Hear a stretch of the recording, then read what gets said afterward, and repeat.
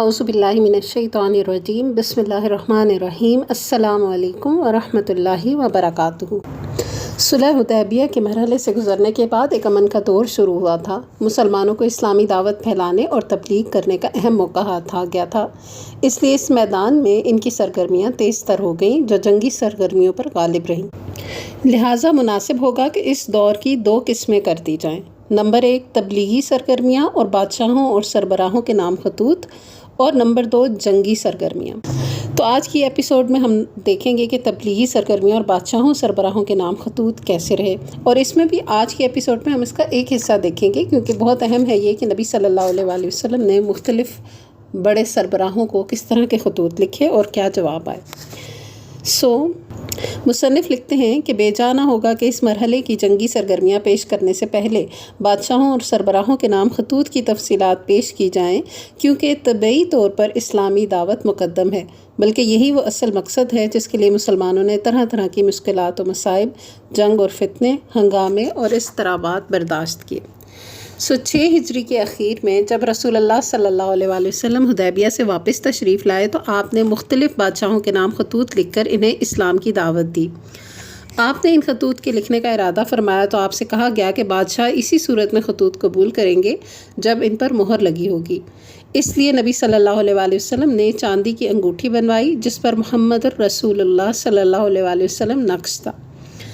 یہ نقش 3 سطروں میں تھا، محمد صلی اللہ علیہ وآلہ وسلم ایک سطر میں، رسول ایک سطر میں اور اللہ ایک سطر میں۔ شکل یہ تھی کہ سب سے اوپر اللہ کا نام تھا۔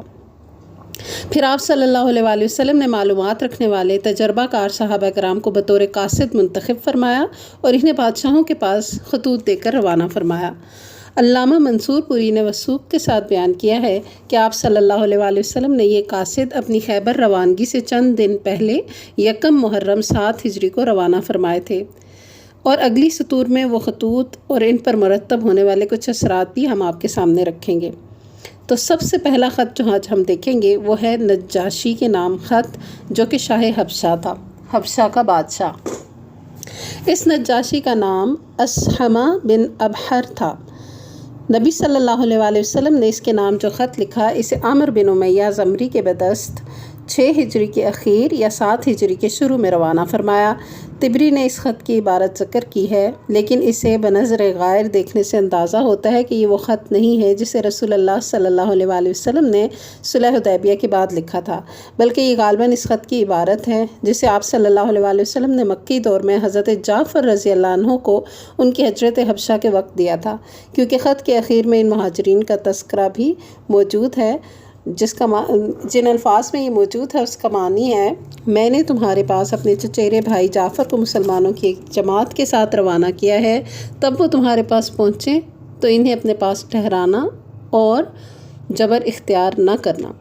بہقی نے ابن عباس رضی اللہ عنہ سے ایک اور خط کی عبارت روایت کی ہے جسے نبی صلی اللہ علیہ وآلہ وسلم نے نجاشی کے پاس روانہ کیا تھا، جس کا ترجمہ یوں ہے کہ یہ خط ہے محمد نبی صلی اللہ علیہ وآلہ وسلم کی طرف سے نجاشی اصحم شاہ حبشہ کے نام، اس پر سلام جو ہدایت کی پیروی کرے اور اللہ اور اس کے رسول پر ایمان لائے۔ میں شہادت دیتا ہوں کہ اللہ وحدہ لا شریک لہ کے سوا کوئی لائق عبادت نہیں، اس نے نہ کوئی بیوی اختیار کی نہ لڑکا، اور میں اس کی بھی شہادت دیتا ہوں کہ محمد صلی اللہ علیہ وآلہ وسلم اس کا بندہ اور رسول ہے، یعنی اللہ کا بندہ اور رسول ہے، اور میں تمہیں اسلام کی دعوت دیتا ہوں کیونکہ میں اس کا رسول ہوں، لہٰذا اسلام لاؤ، سلامت رہو گے۔ اے اہل کتاب، ایک ایسی بات کی طرف آؤ جو ہمارے اور تمہارے درمیان برابر ہے کہ ہم اللہ کے سوا کسی اور کی عبادت نہ کریں، اس کے ساتھ کسی کو شریک نہ ٹھہرائیں، اور ہم میں سے بعض کو اللہ کے بجائے رب نہ بنائے۔ بس اگر وہ منہ موڑیں تو کہہ دو کہ گواہ رہو ہم مسلمان ہیں۔ اگر تم نے یہ دعوت قبول نہ کی تو تم پر اپنی قوم کے نصارہ کا گناہ ہے۔ تو یہ تھا خط کی عبارت کا ترجمہ۔ ڈاکٹر حمید اللہ صاحب پاریس نے ایک اور خط کی عبارت درج فرمائی ہے جو ماضی قریب میں دستیاب ہوا ہے، اور صرف ایک لفظ کے اختلاف کے ساتھ یہی خط علامہ ابن قیم کی کتاب زاد المعاد میں بھی موجود ہے۔ ڈاکٹر صاحب موصوف نے اس خط کی عبارت کی تحقیق میں بڑی عرق ریزی سے کام لیا ہے، دور جدید کے اکتشافات سے بہت کچھ استفادہ کیا ہے اور اس خط کا فوٹو کتاب کے اندر ثبت فرمایا ہے۔ اس خط کا ترجمہ یہ ہے: بسم اللہ الرحمن الرحیم، محمد رسول اللہ صلی اللہ علیہ وآلہ وسلم کی جانب سے نجاشی عظیم حبشہ کے نام، اس شخص پر سلام جو ہدایت کی پیروی کرے۔ اما بعد، میں تمہاری طرف اللہ کی حمد کرتا ہوں جس کے سوا کوئی معبود نہیں، جو قدوس اور سلام ہے، امن دینے والا، محافظ اور نگران ہے، اور میں شہادت دیتا ہوں کہ عیسیٰ ابن مریم اللہ کی روح اور اس کا کلمہ ہے۔ اللہ نے انہیں پاکیزہ اور پاک دامن مریم علیہ السلام کی طرف ڈال دیا، اور اس کی روح اور پھونک سے مریم علیہ السلام عیسیٰ علیہ السلام کے لیے حاملہ ہوئیں، جیسے اللہ نے آدم علیہ السلام کو اپنے ہاتھ سے پیدا کیا۔ میں اللہ وحدہ لا شریک لہ کی جانب اور اس کی اطاعت پر ایک دوسرے کی مدد کی جانب دعوت دیتا ہوں، اور اس بات کی طرف بلاتا ہوں کہ تم میری پیروی کرو اور جو کچھ میرے پاس آیا ہے اس پر ایمان لاؤ، کیونکہ میں اللہ کا رسول ہوں صلی اللہ علیہ وآلہ وسلم۔ میں تمہیں اور تمہارے لشکر کو اللہ عز و جل کی طرف بلاتا ہوں، اور میں نے تبلیغ و نصیحت کر دی، لہٰذا میری نصیحت قبول کرو اور اس شخص پر سلام جو ہدایت کی پیروی کرے۔ تو یہ ہے خط کی اس عبارت کا ترجمہ جسے ڈاکٹر حمید اللہ نے بیان کیا۔ ڈاکٹر حمید اللہ صاحب نے بڑے یقینی انداز میں کہا ہے کہ یہی وہ خط ہے جسے رسول اللہ صلی اللہ علیہ وآلہ وسلم نے حدیبیہ کے بعد نجاشی کے پاس روانہ فرمایا تھا۔ جہاں تک اس خط کی استنادی حیثیت کا تعلق ہے تو دلائل پر نظر ڈالنے کے بعد اس کی صحت میں کوئی شبہ نہیں رہتا، لیکن اس بات کی کوئی دلیل نہیں کہ نبی صلی اللہ علیہ وآلہ وسلم نے حدیبیہ کے بعد یہی خط روانہ فرمایا تھا، کیونکہ جس طرح آپ صلی اللہ علیہ وآلہ وسلم نے ان خطوط میں آیت کریمہ یا اہل الکتاب تعالوا الی کلمۃ سواء درج فرمائی تھی، اسی طرح بہقی کی روایت کردہ خط میں بھی یہ آیت درج ہے۔ علاوہ ازیں اس خط میں صراحتاً اسمہا کا نام بھی موجود ہے، جبکہ ڈاکٹر حمید اللہ صاحب کی نقل کردہ خط میں کسی کا نام نہیں ہے۔ اس لیے میرا گمان غالب یہ ہے کہ ڈاکٹر صاحب کا نقل کردہ خط در حقیقت وہ خط ہے جسے آپ صلی اللہ علیہ وآلہ وسلم نے اسمہا کی وفات کے بعد اس کے جانشین کے نام لکھا تھا، اور غالباً یہی سبب ہے کہ اس میں کوئی نام درج نہیں۔ اس ترتیب کی میرے پاس کوئی دلیل نہیں، بلکہ اس کی بنیاد صرف وہ اندرونی شہادتیں ہیں جو ان خطوط کی عبارتوں سے حاصل ہوتی ہیں۔ البتہ ڈاکٹر حمید اللہ صاحب پر تعجب ہے کہ موصوف نے ادھر ابن عباس کی روایت سے بہقی کے نقل کردہ خط کو پورے یقین کے ساتھ نبی صلی اللہ علیہ وآلہ وسلم کا وہ خط قرار دیا جو آپ صلی اللہ علیہ وآلہ وسلم نے اسمہا کی وفات کے بعد اس کے جانشین کے نام لکھا تھا، حالانکہ اس خط میں صراحت کے ساتھ اسہما کا نام موجود ہے۔ والعلم عند اللہ، یعنی اللہ ہی بہتر علم جانتے ہیں۔ بہرحال مضمون دونوں خطوط میں یہی ہے کہ اسلام کی طرف دعوت دی گئی۔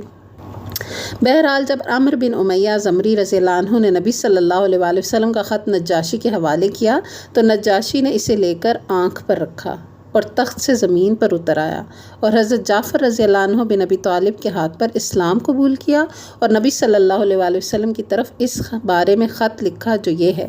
ترجمہ اس کا ہے کہ بسم اللہ الرحمن الرحیم، محمد صلی اللہ علیہ وآلہ وسلم رسول اللہ کی خدمت میں نجاشی اسمہا کی طرف سے۔ اے اللہ کے نبی صلی اللہ علیہ وآلہ وسلم، آپ صلی اللہ علیہ وآلہ وسلم پر اللہ کی طرف سے سلام اور اس کی رحمت اور برکت ہو، وہ اللہ جس کے سوا کوئی لائق عبادت نہیں ہے۔ اما بعد، اے اللہ کے رسول صلی اللہ علیہ وآلہ وسلم، مجھے آپ کا گرامی نامہ ملا جس میں آپ نے عیسیٰ علیہ السلام کے معاملے کا ذکر کیا ہے۔ خدائے آسمان و زمین کی قسم، آپ نے جو کچھ ذکر فرمایا ہے حضرت عیسیٰ علیہ السلام اس سے ایک دن کا بڑھ کر نہ تھے، وہ ویسے ہی ہیں جیسے آپ صلی اللہ علیہ وآلہ وسلم نے ذکر فرمایا ہے۔ پھر آپ صلی اللہ علیہ وآلہ وسلم نے جو کچھ ہمارے پاس بھیجا ہے ہم نے اسے جانا، اور آپ کے چچیرے بھائی اور آپ صلی اللہ علیہ وآلہ وسلم کے صحابہ رضی اللہ عنہم کی مہمان نوازی کی، اور میں شہادت دیتا ہوں کہ آپ صلی اللہ علیہ وآلہ وسلم اللہ کے سچے اور پکے رسول ہیں، اور میں نے آپ صلی اللہ علیہ وآلہ وسلم سے بیعت کی، اور آپ صلی اللہ علیہ وآلہ وسلم کے چچیرے بھائی سے بیعت کی، اور ان کے ہاتھ پر اللہ رب العالمین کے لیے اسلام قبول کیا۔ نبی صلی اللہ علیہ وآلہ وسلم نے نجاشی سے یہ بھی طلب کیا تھا کہ وہ حضرت جعفر رضی اللہ عنہ اور دوسرے مہاجرین حبشہ کو روانہ کرتے، چنانچہ اس نے حضرت عمرو رضی اللہ عنہ بن امیہ زمری کے ساتھ 2 کشتیوں میں ان کی روانگی کا انتظام کر دیا۔ ایک کشتی پر سوار حضرت جعفر رضی اللہ عنہ اور حضرت ابو موسیٰ اشعری رضی اللہ عنہ اور کچھ دوسرے صحابہ رضی اللہ عنہم تھے۔ براہ راست خیبر پہنچ کر خدمت نبوی میں حاضر ہوئے اور دوسری کشتی کے سوار، جن میں زیادہ تر بال بچے تھے، سیدھے مدینہ پہنچے۔ مذکورہ نجاشی نے غزوہ تبوک کے بعد رجب 9 ہجری میں وفات پائی۔ نبی صلی اللہ علیہ وآلہ وسلم نے اس کی وفات ہی کے دن صحابہ کرام کو اس کی موت کی اطلاع دی اور اس پر غائبانہ نماز جنازہ پڑھی۔ اس کی وفات کے بعد دوسرا بادشاہ اس کا جانشین ہو کر سریر آرائے سلطنت ہوا تو نبی صلی اللہ علیہ وآلہ وسلم نے اس کے پاس بھی ایک خط روانہ فرمایا، لیکن یہ نہ معلوم ہو سکا کہ اس نے اسلام قبول کیا یا نہیں۔ اس کے بعد جو دوسرا خط ہم دیکھیں گے وہ ہے مقوقس شاہ مصر کے نام خط، یعنی شاہ مصر جو کہ مقوقس کہلاتا ہے اس کے نام خط۔ نبی صلی اللہ علیہ وآلہ وسلم نے ایک گرامی نامہ جریج بن متہ کے نام روانہ فرمایا، جس کا لقب مقوقس تھا اور جو مصر اور اسکندریہ کا بادشاہ تھا۔ خط یہ تھا، ترجمہ: بسم اللہ الرحمن الرحیم، اللہ کے بندے اور اس کے رسول محمد صلی اللہ علیہ وآلہ وسلم کی طرف سے مقوقس عظیم قبط کی جانب، اس پر سلام جو ہدایت کی پیروی کرے۔ اما بعد، میں تمہیں اسلام کی دعوت دیتا ہوں۔ اسلام لاؤ، سلامت رہو گے، اور اسلام لاؤ، اللہ تمہیں دوہرا اجر دے گا، لیکن اگر تم نے منہ موڑا تو تم پر اہل قبط کا بھی گناہ ہوگا۔ اے اہل قبط، ایک ایسی بات کی طرف آؤ جو ہمارے اور تمہارے درمیان برابر ہے کہ ہم اللہ کے سوا کسی کی عبادت نہ کریں اور اس کے ساتھ کسی چیز کو شریک نہ ٹھہرائیں، اور ہم میں سے بعض کو اللہ کے بجائے رب نہ بنائیں۔ پس اگر وہ منہ موڑیں تو کہہ دو کہ گواہ رہو ہم مسلمان ہیں۔ تو یہ تھا اس خط کا مضمون۔ بہرحال اس خط کو پہنچانے کے لیے حضرت حاطب بن ابی بلتہ رضی اللہ عنہ کا انتخاب فرمایا گیا۔ وہ مقوقس کے دربار میں پہنچے تو فرمایا، اس زمین پر تم سے پہلے ایک شخص گزرا ہے جو اپنے آپ کو رب اعلیٰ سمجھتا تھا۔ اللہ نے اسے آخر و اول کے لیے عبرت بنا دیا۔ پہلے تو اس کے ذریعے لوگوں سے انتقام لیا، پھر خود اس کو انتقام کا نشانہ بنایا، لہٰذا دوسرے سے عبرت پکڑو، ایسا نہ ہو کہ دوسرے تم سے عبرت پکڑیں۔ مقوقس نے کہا، ہمارا ایک دین ہے جسے ہم چھوڑ نہیں سکتے جب تک کہ اس سے بہتر دین نہ مل جائے۔ حضرت حاطب نے فرمایا، ہم تمہیں اسلام کی دعوت دیتے ہیں جسے اللہ تعالیٰ نے تمام ما سوا کے بدلے کافی بنا دیا ہے، یعنی سب ادیان میں بہترین یہی ہے۔ دیکھو، اس نبی نے لوگوں کو اسلام کی دعوت دی تو اس کے خلاف قریش سب سے زیادہ سخت ثابت ہوئے، یہود نے سب سے بڑھ کر دشمنی کی اور نصارہ سب سے زیادہ قریب رہے۔ میری عمر کی قسم، جس طرح حضرت موسیٰ علیہ السلام نے حضرت عیسیٰ علیہ السلام کے لیے بشارت دی تھی، اسی طرح حضرت عیسیٰ علیہ السلام نے محمد صلی اللہ علیہ وآلہ وسلم کے لیے بشارت دی ہے، اور ہم تمہیں قرآن مجید کی دعوت اسی طرح دیتے ہیں جیسے تم اہل تورات کو انجیل کی دعوت دیتے ہو۔ جو نبی جس قوم کو پا جاتا ہے وہ قوم اس کی امت ہو جاتی ہے، اور اس پر لازم ہو جاتا ہے کہ وہ اس نبی کی اطاعت کرے، اور تم نے اس نبی کا عہد پا لیا ہے، اور پھر ہم تمہیں دین مسیح سے روکتے نہیں بلکہ ہم تو اسی کا حکم دیتے ہیں۔ مقوقس نے کہا، میں نے اس نبی کے معاملے پر غور کیا تو میں نے پایا کہ وہ کسی ناپسندیدہ بات کا حکم نہیں دیتے اور کسی پسندیدہ بات سے منع نہیں کرتے، اور نہ گمراہ جادوگر ہیں اور نہ جھوٹے کاہن، بلکہ میں دیکھتا ہوں کہ ان کے ساتھ نبوت کی یہ نشانی ہے کہ وہ پوشیدہ کو نکالتے اور سرگوشی کی خبر دیتے ہیں۔ میں مزید غور کروں گا۔ مقوقس نے نبی صلی اللہ علیہ وآلہ وسلم کا خط لے کر احترام کے ساتھ ہاتھی دانت کی ایک ڈبیا میں رکھ دیا اور مہر لگا کر اپنی ایک لونڈی کے حوالے کر دیا۔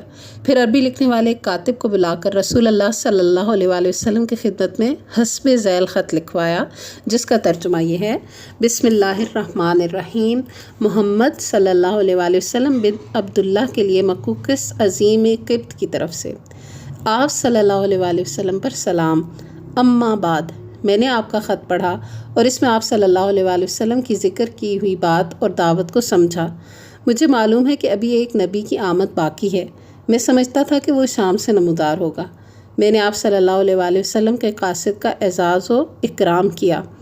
آپ صلی اللہ علیہ وآلہ وسلم کی خدمت میں 2 لونڈیاں بھیج رہا ہوں جنہیں قبطیوں میں بڑا مرتبہ حاصل ہے، اور کپڑے بھیج رہا ہوں، اور آپ صلی اللہ علیہ وآلہ وسلم کی سواری کے لیے ایک خچر بھی ہدیہ کر رہا ہوں، اور آپ صلی اللہ علیہ وآلہ وسلم پر سلام۔ تو یہ تھا اس کے جوابی خط کا متن، بلکہ اس کا ترجمہ۔ مقوقس نے اس پر کوئی اضافہ نہیں کیا اور اسلام نہیں لایا۔ دونوں لونڈیاں ماریاں اور سیرین تھیں۔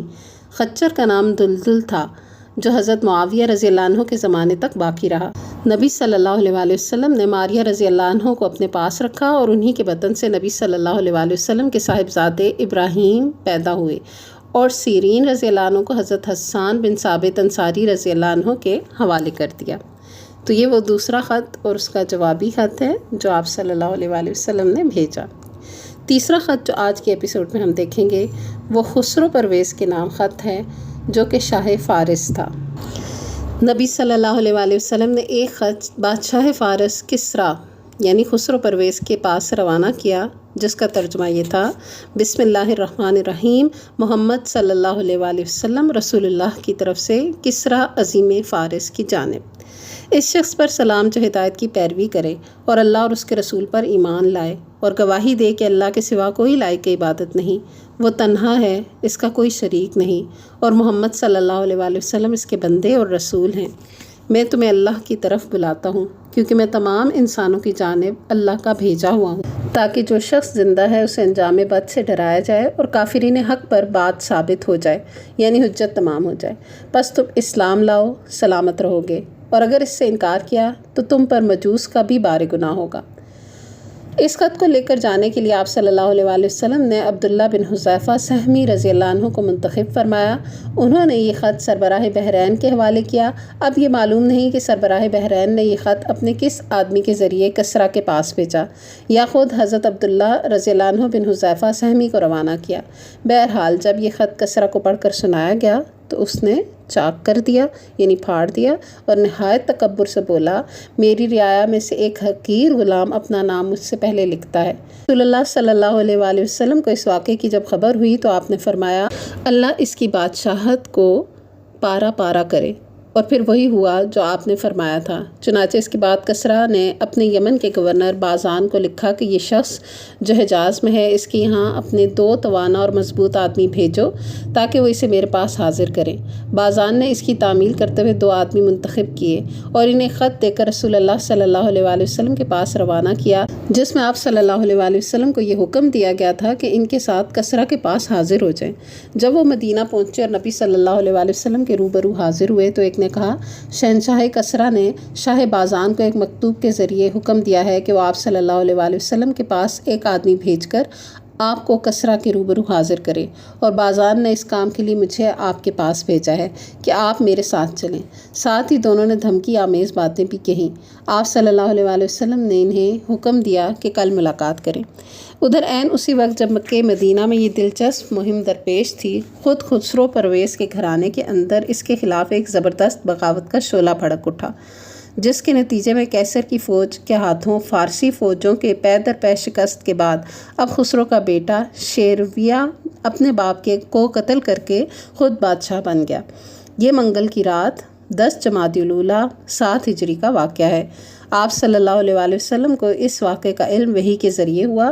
چنانچہ جب صبح ہوئی اور دونوں فارسی نمائندے حاضر ہوئے تو آپ صلی اللہ علیہ وآلہ وسلم نے انہیں اس واقعے کی خبر دی۔ ان دونوں نے کہا: کچھ ہوش ہے؟ آپ صلی اللہ علیہ وآلہ وسلم کیا کہہ رہے ہیں؟ ہم نے آپ صلی اللہ علیہ وسلم کی اس سے بہت معمولی بات بھی قابل اعتراض شمار کی ہے، تو کیا آپ صلی اللہ علیہ وسلم کی یہ بات ہم بادشاہ کو لکھ بھیجیں؟ آپ صلی اللہ علیہ وآلہ وسلم نے فرمایا: ہاں، اسے میری اس بات کی خبر کر دو اور اس سے یہ بھی کہہ دو کہ میرا دین اور میری حکومت وہاں تک پہنچ کر رہے گی جہاں تک کسریٰ پہنچ چکا ہے، بلکہ اس سے بھی آگے بڑھتے ہوئے اس جگہ جا کر رکے گی جس سے آگے اونٹ اور گھوڑے کے قدم جا ہی نہیں سکتے۔ تم دونوں اس سے یہ بھی کہہ دینا کہ اگر تم مسلمان ہو جاؤ تو جو کچھ تمہارے زیر اقتدار ہے وہ سب میں تمہیں دے دوں گا اور تمہیں تمہاری قوم ابنا کا بادشاہ بنا دوں گا۔ اس کے بعد وہ دونوں مدینہ سے روانہ ہو کر بازان کے پاس پہنچے اور اسے ساری تفصیلات سے آگاہ کیا۔ تھوڑے عرصے بعد ایک خط آیا کہ شیرویہ نے اپنے باپ کو قتل کر دیا ہے۔ شیرویہ نے اپنے اس خط میں یہ بھی ہدایت کی تھی کہ جس شخص کے بارے میں میرے والد نے تمہیں لکھا تھا اسے تاحکم ثانی برانگیختہ نہ کرنا۔ اس واقعے کی وجہ سے بازان اور اس کے فارسی رفقا جو یمن میں موجود تھے مسلمان ہو گئے۔ تو یہ ہیں وہ 3 اہم خطوط جو آج کے ایپیسوڈ میں ہم نے پڑھے۔ انشاءاللہ باقی خطوط کل ہم مکمل کریں گے، تب تک کے لیے اجازت دیجیے۔ وآخر دعوانا ان الحمدللہ رب العالمین۔ سبحانک اللہم و بحمدک، نشہد ان لا الہ الا انت، نستغفرک و نتوب الیک۔ والسلام علیکم ورحمۃ اللہ وبرکاتہ۔